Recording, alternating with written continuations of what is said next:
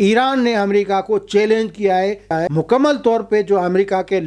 आगे लेटे हुए हैं, तो अमेरिका के उन दोस्तों को, उन इत्तेहादियों को ईरान ने निशाना बनाया। वो पूरा जो सिस्टम, उस सिस्टम को ईरान ने कमज़ोर कर दिया और ये प्रेशर बढ़ता जा रहा है अमेरिका पे। ये जंग समंदर की जंग, ये जंग पानी की जंग, ये जंग एनर्जी की जंग, ईरान पे अमेरिकी और इस्राएली हमले के लिए शुरू की गई जंग को 10 दिन हो चुके हैं। इस जंग के दौरान ईरान का बड़ा नुकसान हुआ, लेकिन अमेरिका, उसके इत्तेहादी और इसराइल वो भी नुकसान से नहीं बच सके। ईरान का बड़ा नुकसान, सुप्रीम लीडर को शहीद करना और दिफा वजारत, इंटेलिजेंस और फौज के कई आला अहदेदारों को नुकसान पहुँचाना है। न फ़कत ये, लेकिन सिविलियन जो कैजुअल्टीज़ हुए हैं, खुसूसी तौर पर 150 से शायद बच्चियों को शहीद कर दिया गया, वो सबसे बड़ा नुकसान है। लेकिन ईरान ने ट्रंप और नेतन्याहू पे आज बड़ा हमला कर दिया। ये खुदकश हमला था। खुदकश हमला इस हवाले से कि ईरान ने खामनाई का नाम बरकरार रखने का ऐलान कर दिया है। खामनाई की जो पॉलिसी थी, यानी आयतुल्लाह खामनाई शहीद की जो पॉलिसी थी, उसको बरकरार रखने के लिए उन्होंने उनके बेटे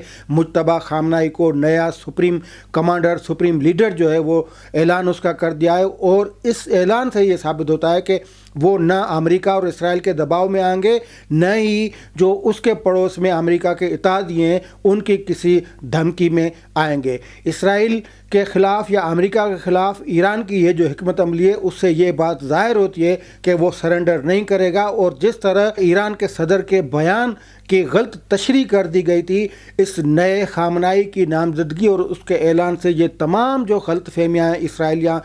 अमेरिका को थीं वो भी आज ख़त्म होनी चाहिए। नए सुप्रीम लीडर के ऐलान से पहले ही अमेरिकी सदर डोनाल्ड ट्रंप ये ऐलान कर चुके थे कि उनको नया खामनाई कबूल नहीं होगा, लेकिन ईरान ने उसी खामनाई का ऐलान कर दिया है जिस खामनाई से ट्रंप डरता था। भले अब ट्रंप देखें कि क्या करता है, लेकिन इसराइल इससे पहले ये कह चुका है कि किसी भी नए सुप्रीम लीडर को वो हिट करेगा। आज के व्लॉग में हम बात करेंगे नए जो अपडेट्स हैं उस पर, लेकिन उसके साथ जो हरमज़ की सूरत हाल है, आलमी मार्केट में जो तेल की सूरत हाल, उस पर बात करेंगे। इसके अलावा ईरान की जो जाग्राफी हैसियत है, उसके साथ इस जंग में अमेरिका कतरा रहा है ज़मीनी फ़ौज को भेजने से, वो क्यों कतरा रहा है, और ज़मीनी फ़ौज भेजने ना भेजने की सूरत में ये जंग एटमी जंग भी हो सकती है और ये जंग आलमी जंग में भी तब्दील कर सकती है। क्योंकि जब सूरत हाल बिल्कुल इस तरह हो कि कोई मुल्क सिग्नल दे एटमी जंग का या एटमी धमाके का, एटमी हमले का, तो दुनिया की बाकी जो कुव्वतें हैं वो भी कुव्वतें आ जाती हैं इस जंग में। तो हम आज इस सारी सूरत हाल पर बात करेंगे, लेकिन बात की शुरुआत करते हैं स्ट्रेट ऑफ हॉर्मज़, जहाँ से रोज़ाना 135 जहाज़ जो हैं वो गुजरते हैं। वो उसमें न फ़कत तेल होता है, लेकिन बाकी कई चीज़ें होती हैं और आपको हम बताएंगे कि वो चीज़ें क्या होती हैं। तो स्ट्रेट ऑफ हॉर्मज़ से जो 135 जहाज़ लंगर होते थे, गुज़र होता था जिनका, वो तादाद कम हो गई है और वो तमाम रौनकें जो वो ईरान ने ख़त्म कर दी हैं, क्योंकि वो ईरान की पट्टी में, ईरान की सरहद में आता है। तो ईरान ने इसराइल के हमलों, अमेरिका के हमलों और इत्तेहादियों के प्रेशर की वजह से स्ट्रेट ऑफ हॉर्मज़ को बंद कर दिया है। इसकी वजह से फ़कत 5 या 7 जहाज़ गुजरते हैं और वो भी ईरान के होते हैं। अब आपको ये बताएं कि ये फ़कत इलाकाई जो है वो जंग नहीं है, ये जंग एक ऐसी आलमी मईशत के शरियान पे लड़ी जा रही है जिसको खलीज कहा जाता है। यानी तमाम ये इत्तेहादी हैं और ये जो स्ट्रेट ऑफ हॉर्मज़ है, इसमें दुनिया की जो है 20 से 25% जो है वो एनर्जी उसका गुजर होता है और ख़ुसूसी तौर पे जो एशियाई मुल्क हैं उनकी 80% एनर्जी यहाँ से गुजरती है, जिसमें पाकिस्तान, भारत, चीन, साउथ कोरिया और जापान शामिल हैं। ये मुल्क कोई आम कंज्यूमर मुल्क नहीं है, ये कोई आम सादा से मुल्क नहीं है। ये जो उनकी ड्राइविंग या जो उनकी एनर्जी या उनकी मुआशी जो फोर्स है, वो उनका किरदार इसी तरह का है। अगर इन ममालिक पे असर पड़ता है तो पूरी दुनिया पे असर पड़ेगा, लेकिन इसके साथ जो खलीजी ममालिक हैं उन पे क्या असरात पड़ेंगे वो भी आपको हम बताएंगे। इसके साथ खलीज भी कोई आम इलाका नहीं है, ये एक ऐसा प्रेशर पॉइंट है जिसको डिस्टर्ब करने के बाद उसके जो असरात हैं वो हज़ार किलोमीटर तक चले जाते हैं, वो चले भी गए हैं। यानी जो खलीज की पट्टी है उसको डिस्टर्ब जब किया गया है, यानी अमेरिका ने जब ईरान पे हमला किया, ईरान ने जब जवाबी वार किया, तो ये सारी जो पट्टी थी वो गैर मुस्तकम हो गई है, लेकिन उसके असरात पूरी दुनिया में फैल रहे हैं। अब इस सूरत हाल में जो समुद्री ट्रैफिक थी वो 90% वो कम हो गई है। जो शिपिंग जो रेट्स थे वो 50 से 60% बढ़ गए। इसके अलावा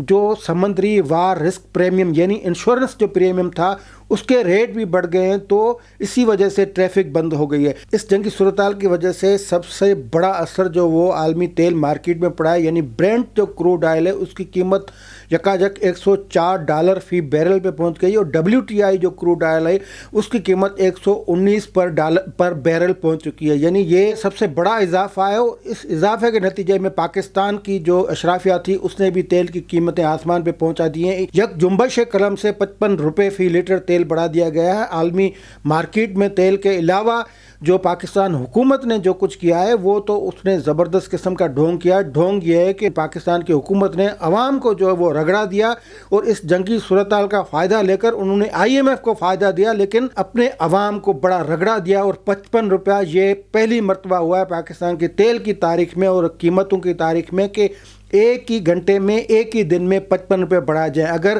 اس کو لیوی کو نہ بڑھاتے، لیوی کو کم کرتے، تو تقریباً یہ اضافہ پھر بھی $34 پر لیٹر بنتا تھا، لیکن انہوں نے IMF کے آگے لیٹنا تھا، اور بڑے لیٹنے کی ان کی جو بڑا تجربہ بھی رکھتے ہیں، تو یہ فقط IMF کا جو پیٹ بھرنے کے لیے، ان کے مطالبے کو پورے کرنے کے لیے یہ کیا ہے، حالانکہ یہ سب کچھ اس سے درگزر کر سکتے تھے۔ تو عالمی مارکیٹ میں تیل کی پوزیشن یہ ہے۔ اصل میں انرجی قلت والی جو کہانی ہے وہ کہانی بھی ادھوری کہانی ہے، کیونکہ خلیجی ریاستوں کو اگر دیکھا جائے تو وہ خود ریاستیں جو ہیں وہ خود کفیل نہیں ہیں۔ ان کے بڑے بڑے ٹرمینل، ان کے بڑے بڑے ایئرپورٹ، ان کی بندرگاہیں، ان کی ڈیسیلینیشن پلانٹ، ان کے جو ٹرمینلز، ان کی ریفائنری، ان کے شیشے کے ٹاور، ان کے محلات، ان کے زبردست قسم کے لگژری ہوٹل، لیکن دوسرے پہلو سے وہ سب کچھ وہم ہے۔ وہم اس لیے ہے کہ وہ تمام ریاستیں جو ہیں وہ خود کفیل نہیں ہے، یہاں تک کہ وہ اپنی خوراک کے تحفظ کو بھی یقینی نہیں بنا سکتی۔ یعنی ان کے جو زرعی پیداوار ہے وہ غیر لچکدار ہے، وہ زرعی پیداوار نہ ہونے کے برابر ہے۔ تمام تر چیزوں میں وہ سپلائی پہ انحصار کرتی ہیں۔ اگر سپلائی بند ہو جاتی ہے، یعنی آپ سمجھ لیں کہ یہ جو جہاز ہوتے ہیں، یہ جو ان کے تیل کو برآمد کرتے ہیں، ان کے تیل کو بیچ کر دوسرے ممالک میں لے کے جاتے ہیں، لیکن یہی سمندری راستہ ہے جہاں سے ان کی سپلائی چین، یعنی ان کی حیاتیات سے جو وابستہ یا ان کے بنیادی معاملات، روزمرہ کے استعمال کی جو چیزیں ہیں، وہ اسی سمندری راستے سے آتی ہیں۔ آپ حساب لگائیں، یہ راستہ جب بند ہوگا تو فقط وہ تیل بند نہیں ہوگا، اس کے علاوہ جو خلیجی ممالک میں جو سپلائی ہوتی ہے، یعنی سارے خلیجی ممالک جو ہیں وہ امپورٹڈ گڈس پہ چل رہی ہیں۔ اگر یہ تمام چیزیں، یہ تمام راستے بند ہو جائیں، سمندری راستے بند ہو جائیں، تو یہ نقصان کس کو ہوگا؟ دوسری بات یہ ہے کہ پھر اس صورتحال میں جنگ کو طوالت کون دے سکتا ہے، کتنی طوالت دی جا سکتی ہے؟ بظاہر اسرائیل کو نقصان یہ ہوگا کہ ان پہ کبھی کبھار اٹیک کر دیا، تل اویو پہ کر دیا، ان کے باقی شہروں پہ کر دیا، امریکہ کے باقی جو ٹھکانے ان پہ حملہ کر دیا ان کو یہ۔ لیکن یہ جو خلیجی ممالک ہیں، ان کا جب حقہ پانی بند ہو جائے گا، ان کے جب خوراک کے لالے پڑ جائیں گے، اور یہ تمام تر فائدہ یہ جغرافی حوالے سے ایران کو فائدہ ہے، کیونکہ ایران اس طرف بیٹھا ہوا وہ خلیجی ریاستیں، اور جہاں پہ یہ ٹھکانے ہیں ان ٹھکانوں کو وہ نشانہ بھی بنا رہا ہے۔ نہ فقط ان ٹھکانوں کو نشانہ بنا رہا ہے، لیکن خلیجی ریاستوں میں جو پانی کا نظام ہے وہ پانی گراؤنڈ واٹر نہیں ہے، وہ ڈیسیلینیشن پلانٹ کے ذریعے سمندر کا میٹھا پانی کر کے اس کو استعمال کرتے ہیں، اور وہ فقط گھروں میں استعمال نہیں کرتے۔ اور اس کو ہٹ بھی کیا ہے ایران نے، لیکن اس کی شروعات امریکہ نے کی تھی، اور ایران نے جوابی وار کر کے جو عرب ممالک ہیں ان میں جو ڈیسیلینیشن پلانٹ تھے ان کو نشانہ بنایا، جس کی وجہ سے ان کا بڑا نقصان ہوا۔ اصل میں جب ڈی سیلینیشن پلانٹ کو نشانہ بنایا جاتا ہے تو یہ جنگ فقط معاشی بحران نہیں پیدا کرتی، یہ حیاتاتی بحران پیدا کرتی ہے۔ اس سے جڑے تمام جو چیزیں ہیں وہ بند ہو جاتی ہیں اس میں، اور جب پانی بند ہوتا ہے تو افراتفری منٹوں میں پھیلتی ہے، خوف منٹوں میں پھیلتا ہے۔ اور دوسری طرف ایران کی اگر ہم جغرافی دیکھیں تو ایران ایک ملک نہیں، وہ ایک ٹرین کی طرح، ایک تو وہ پہاڑی سلسلہ ہے، صحرائی سلسلہ ہے، ریت ہے وہاں پہ، تو جہاں پہ یہ جو جبل یا پہاڑ جو ہوتا ہے وہ جنگ کو مشکل کر دیتا ہے، جنگی حالات کو وہ تبدیل کر دیتا ہے، اس میں حملہ کرنے والے ملک کو بڑی بڑی مشکلات آتی ہیں، کیونکہ ایران جغرافی حوالے سے جہاں پہ ہے یا وہ جس خطے میں، اس کو جو فطری طور پہ دفاع کے حوالے سے کئی مواقع ہیں، کیونکہ اس میں یہ ہوتا ہے کہ پہاڑ جو ہوتے ہیں اس میں اسٹوریج، اس میں لانچنگ پیڈ، اس میں حرکت، اس میں نگرانی، اس میں ٹارگیٹنگ، اس میں قبضہ اگر دشمن ملک کرنا چاہے تو وہ بہت مشکل ہو جاتا ہے. یعنی جو فلیٹ ملک ہیں ان میں آسانی سے کسی کو نشانہ بنایا جا سکتا ہے، لیکن اگر اس طرح کی جغرافی کا والا کوئی ملک ہے جس میں پہاڑ ہوں، ایک طرف صحرا ہوں، ایک طرف ریت ہو، تو اس میں تمام تر مشکل وہ آ جاتی ہیں. باقی ایران اگر کسی اتحادی پہ حملہ کرتا ہے تو پھر ہوائی اڈے بھی ظاہر پڑے ہیں، بندرگاہیں بھی ظاہر پڑی ہیں، ریفائنری بھی ظاہر پڑی ہیں، ڈیسیلینیشن پلانٹ بھی ظاہر پڑے، تمام تر ٹاورز جو ہیں وہ ظاہر پڑے. ابھی اگر کوئی ملک چاہے بھی تو کسی بندرگاہ کو، کسی ریفائنری کو، کسی ڈیسیلینیشن پلانٹ کو وہ رات میں چھپا تو نہیں سکتا. تو یہ صورتحال ہے. اس میں جو ایران ہے وہ فائدہ ہے، اور فطری طور پہ جنگ سے بچنے کے لیے ایران جو بھی دفاعی اسٹریٹجی جو مرتب کر رہا ہے تو اس میں اس کو ہی فائدہ ہو رہا ہے، اور اس حوالے سے یہ جنگ جو ہے وہ مشکل بنتی جا رہی ہے، اور پریشر جو ہے وہ اسی پریشر پوائنٹ یعنی خلیج پہ پڑ رہا ہے. تو عرب ممالک کے لیے بقا کی چیزیں، روزمرہ کے استعمال کی چیزیں، ان کی انڈسٹری کے لیے جو روزمرہ استعمال میں جو چیزیں آتی ہیں، ان کے جو کمرشل بنیادوں پہ ان کو جو چیزیں چاہیے، ان کی امپورٹ ڈسٹرب ہو رہی ہے، ان کے ٹھکانوں پہ مسلسل حملے ہو رہے ہیں. تو نقصان فقط ان عرب ممالک کا نہیں ہوگا، لیکن یہ نقصان الٹیمیٹلی پھر بھی امریکہ کو ہوگا. امریکہ کو کیوں ہوگا؟ کیونکہ یہ جو عرب ممالک ہیں یہ امریکہ کے اتحادی ہیں، اور جو تیل کا جو پیسہ آتا ہے وہ تیل کا پیسہ وہ امریکہ کو ہی استعمال میں آتا ہے. وہ بالکل ایک سسٹم بنا ہوا ہے، کیونکہ عرب ممالک سے تیل نکلتا ہے، وہ تیل بیچتے ہیں، تیل سے جو منافع ملتا ہے اس منافع کو وہ سرمایہ کاری اس کی کرتے ہیں. کہاں کرتے ہیں؟ وہ کرتے ہیں امریکہ میں وہ اثاثے خرید کرتے ہیں، امریکہ کے اسٹاک مارکیٹ میں لگاتے ہیں، امریکہ کے ریئل اسٹیٹ میں لگاتے ہیں. یعنی امریکہ کا اگر معاشی نظام دیکھیں تو فقط وہ فوج پہ کھڑا نہیں ہوا ہے، وہ فلوز پہ، فنانشل فلوز پہ کھڑا ہوا ہے، وہ ٹرسٹ پہ کھڑا ہوا ہے، اور وہ ڈیمانڈ پہ کھڑا ہوا ہے. یعنی یہ جو عرب پیسہ کماتے ہیں یہ کماتے ہیں، اور پھر سرمایہ کاری جو وہ کرتے ہیں امریکہ میں. اگر یہ ایران ان پہ مسلسل اسی طرح حملے کرتا رہا تو لازمی بات ہے کہ وہ فقط امریکہ کے ٹھکانوں تک وہ حملے جو ہیں وہ محدود نہیں رہیں گے. پھر جو خلیجی ریاستیں ہیں ان کے انفراسٹرکچر کو بھی نشانہ بنایا جائے گا، کیونکہ وہ نزدیک تر ہیں، اور نزدیک تر ہیں پھر سافٹ ٹارگٹ بھی بنے ہوئے ہیں. اور یہی امریکی اتحادی اگر ایران پہ پریشر ڈالتے ہیں یا کوئی ایسی حرکت کرتے ہیں جس سے ایران کو نقصان ہوگا، تو ایران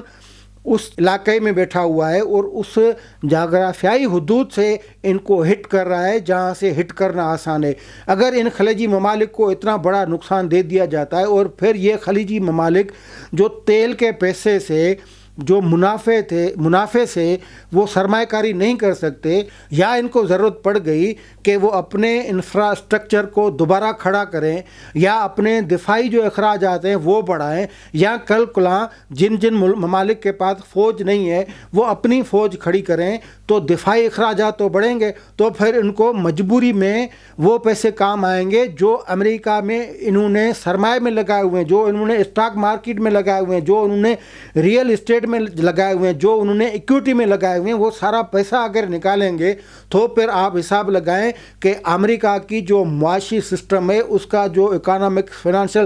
سسٹم ہے وہ کہاں پہ کھڑا ہوگا، یہ آپ اندازہ لگائیں. تو اس لیے ایران جو ان کو ہٹ کر رہا ہے تو وہ فقط یہ جنگ فقط تیل کی جنگ نہیں ہے، یہ فقط انفراسٹرکچر کی جنگ نہیں ہے، یہ ایک معاشی نظام کی جنگ ہے جو الٹیمیٹلی امریکہ کو ہی تباہ کرے گا. امریکہ کو یہ بات پتہ نہیں سمجھ میں تو آنی چاہیے، ویسے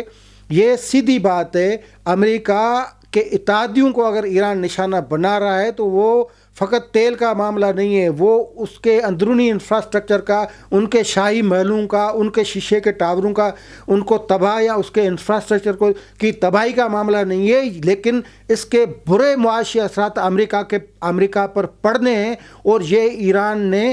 پہلے ہی بات سمجھ لی تھی کہ اگر ان کے اتحادیوں کو اس طرح کمزور کر دیا جائے کہ ان کے الٹیمیٹلی معاشی خطرناک اثرات جو ہیں وہ امریکہ پہ پڑیں، تو اس سے امریکہ اپنے فیصلے پہ نظر ثانی کر سکتا ہے. اگر امریکہ کی یہی ضد برقرار رہی اور نیتن یاہو کی بلیک میلنگ میں آ کر یہ ڈونلڈ ٹرمپ جو بچر آف دا ایرانین بنا ہوا ہے، بچر آف دا خلیج بنا ہوا ہے، اگر وہ اسی اپنی انتہا اور ضد پہ برقرار رہا تو یہ ایک دن آئے گا، اور وہ دن جلدی آئے گا. کیونکہ ایک تو ڈسٹرب انہوں نے پوری دنیا کو کر دیا ہے، خلیج کو کر دیا ہے، ایشیا کو کر دیا ہے.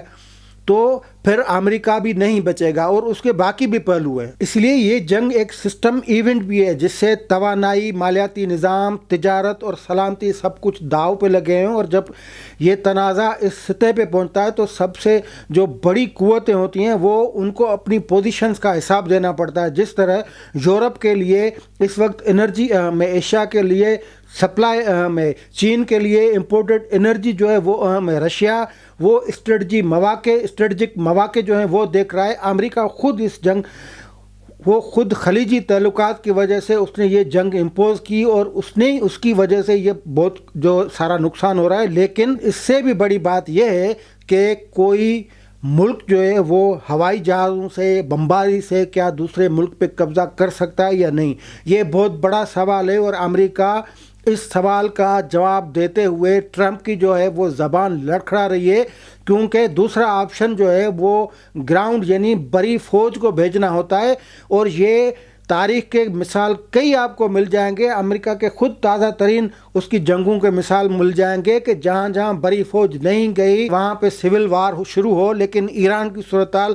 اس سے بہت مختلف ہے۔ عراق کے مقابلے میں جنگی فوج بھیجنے کا فیصلہ ایران میں امریکہ خود پہ ایک بمبارڈمنٹ یا خود پہ خودکش جو حملہ ہے وہ اس کے کرنے کے برابر ہے۔ اس کے کئی اسباب ہیں، لیکن یہ بات طے ہے کہ جہاں بھی یہ تصور کیا جاتا ہے کہ ہوائی بمبارڈمنٹ سے، ہوائی جنگ سے، جہازوں کی بمبارڈمنٹ سے یہ علاقہ فتح کیا جا سکتا ہے، اور ایران جتنا بڑا ملک فتح کیا جا سکتا ہے، تو اس کو خام خیالی کہا جا سکتا ہے، کہا جاتا رہا ہے، اور امریکہ کے معاملے میں بھی یہی ثابت ہونا ہے، کیونکہ ہوائی جنگ جو ہے وہ ایک دیوار کے اندر رہ کر لڑی جا سکتی ہے۔ اس میں کیا ہوتا ہے کہ وہ جو ملک جس پہ حملہ ہوا ہوتا ہے وہ چھپ بھی سکتا ہے، وہ لڑ بھی رہا ہوتا ہے، اور ایران کا مثال ہمارے سامنے ہے کہ اتنی بمبارڈمنٹ ہوئی، تقریباً 900 حملے اب تک رپورٹ ہوئے ہیں ایران پہ ہوئے ہیں، اس کے باوجود ان کی حکومت کھڑی ہوئے، انہوں نے نیا سپریم لیڈر منتخب کر لیا ہے، انہوں نے نئی احکامات دیے ہیں، وہ حملے بھی جاری رکھے ہوئے ہیں، وہ اسرائیل کو ٹف ٹائم دے رہے ہیں، وہ امریکن جو ٹھکانے اس کو ٹف ٹائم دے رہے ہیں، وہ متحرک بھی ہیں، وہ چھپ بھی رہے ہیں، مزاحمت بھی کر رہے ہیں۔ تو ہوائی جو جنگیں ہوتی ہیں پھر اس میں یہی ہوتا ہے، ہاں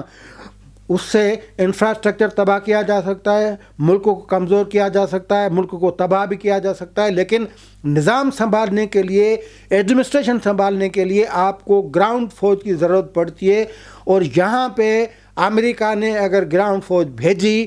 تو وہ سمجھیں کہ وہ عبرت کا مقام آئے گا، اس کے لیے وہ عبرت کا نشان بن جائے گا۔ امریکہ اس طرح بن جائے گا کہ اس سے جو چھوٹے بالکل ایک اسٹپ جیسے ملک، ان میں بھی امریکہ کے فوجوں کو وہاں کے جو باشندے تھے وہ انہوں نے بھگا کے مارا، اور پھر شکست فاش نصیب ہوئی تھی۔ اور اگر یہ سوال کیا جائے کہ کیا امریکہ بڑی فوج بھیجے گا ایران میں، اس کا جواب یہ ہے کہ افغانستان اور عراق کے مقابلے میں ایران مختلف ہے۔ ایران میں ایک تو پہاڑی سلسلہ ہے، صحرا ہے، اور قومی طور پہ پورا ایران ہم آہنگ ہے۔ سپلائی لائن جو ہوگی وہ امریکہ کے لیے ظالمانہ حد تک مشکل ہوگی، اخراجات جو ہوں گے وہ حد سے زیادہ بڑھیں گے، امریکہ اس مزاحمت کو فیس ہی نہیں کر سکے گا، کیونکہ جو بھی طبقہ ہو ایران میں، اندرونی اختلاف ہوں، کچھ بھی ہو، لیکن جو امریکہ مرد آباد کا جو نعرہ ہے وہ اس قوم کا ایک ہی نعرہ ہے۔ تو جب بھی یہ فوج جائے گی اور اس پہاڑی سلسلے میں جب جائے گی تو لینے کے دینے پڑ جائیں گے، اور توبہ کر کے نکلے گی، کیونکہ جغرافی حوالے سے ایران وہاں پہ کھڑا ہے جہاں سے وہ زمینی فوج پہ بالکل اس پہ نہ فقط مزاحمت کرے گا لیکن اس کو شکست فاش دے سکتا ہے۔ تو اس صورتحال میں جب یہ منظرنامہ امریکہ کے سامنے ہوگا اور وہ دیکھے گا کہ ان کی ہوائی فوج کو نقصان ہو رہا ہے، ان کی ہوائی فوج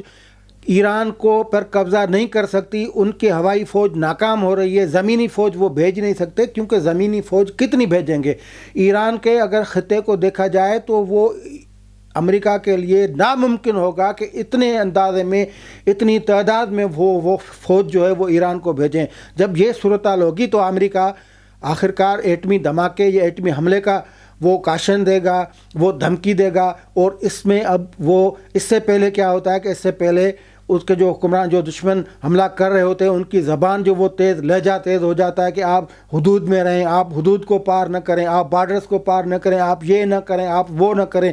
یہ ایک نشانی ہوتی ہے. اس کے بعد وہ ایٹمی دھماکے کی ایٹمی حملے کی دھمکی دے گا، لیکن اس دوران چین اور روس بیچ میں پڑیں گے، اور فقط اس لیے پڑیں گے کہ امریکہ کو جنگ کے اصولوں کے خلاف جانے سے روکنے کے لیے. اور پھر یہ جنگ علاقائی جو صورتحال ہے اس سے بڑھ کر یہ عالمی جنگ کی طرف جانے کے امکانات ہیں. اس جنگ میں یہ تمام امکانات موجود ہیں کہ یہ جنگ ایک علاقے سے نکل کر، ایک پٹی سے نکل کر یہ عالمی جنگ کی طرف بڑھے. تو لیکن اس سے پہلے